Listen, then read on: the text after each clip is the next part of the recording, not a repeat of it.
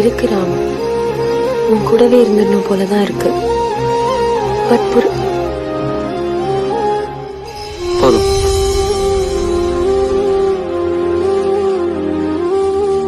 நான் உன்னை என்னைக்குமே கஷ்டப்படுத்த மாட்டேன்.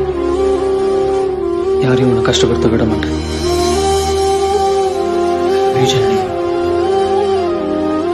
I love you, Ram.